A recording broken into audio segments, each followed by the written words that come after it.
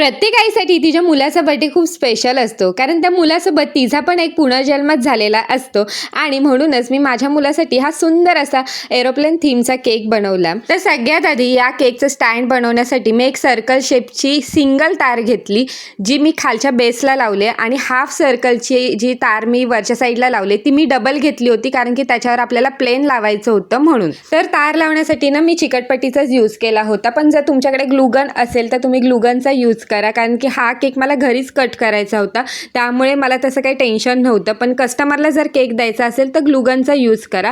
त्याच्यानंतर मी त्या तारेला लाईट लावून घेतली, आणि त्यानंतर इथं फेविकलचा यूज करून मी कापूस लावून घेतला. त्यानंतर मी इथे तारेतच विमान लावायचा प्रयत्न करत होते, पण ते लागतच नव्हतं, म्हणून पुन्हा एकदा मी चिकटपट्टीच्या सहाय्याने हे विमान लावून घेतलं. आता सगळ्यात महत्त्वाची गोष्ट म्हणजे हे स्टँड तयार करण्याआधी माझा केक जो आहे तो क्रमकोट करून झालेला, त्यामुळे त्याच्या उंचीचा अंदाज घेऊनच मी स्टँड करायला घेतला. तर ना गंमत अशी झाली की मी हा केक रेडी करून फ्रीजला ठेवला, आणि ह्याचं जे स्टँड होतं ना ते मी दुसरीकडे ठेवलं होतं. आणि माझी जेव्हा आई घरी आली तेव्हा आईने आल्याच पहिला आधी फ्रीज उघडून केक बघितला. तर आई एकदम शॉक झाली आणि मला म्हटली, का असं का केक बनवलायस तू? लोकांच्या बड्डेचे केक इतके छान छान बनवतेस आणि स्वतःच्या पोराचा बड्डेचा केक असा बनवलास? तर मी तिला बोलले मला वेळ नव्हता म्हणून मी सिम्पलच केक बनवला. मी तिला काहीच आयडिया दिली नाही. ती थोडीशी नाराज झाली, कारण गंधर्वाचा हा 5वा बड्डे होता त्याच्यामुळे. पण जेव्हा मी हा केक सेलिब्रेशनसाठी बाहेर घेऊन गेले तेव्हा ती एवढी सरप्राईज झाली हा केक बघून. तिला तर हा केक आवडलाच, गंधर्वाला पण हा केक खूप आवडला.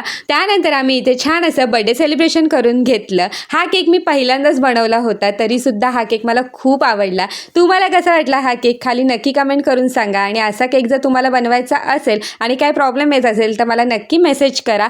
भेटूया पुढच्या व्हिडिओमध्ये. तोपर्यंत बाय बाय.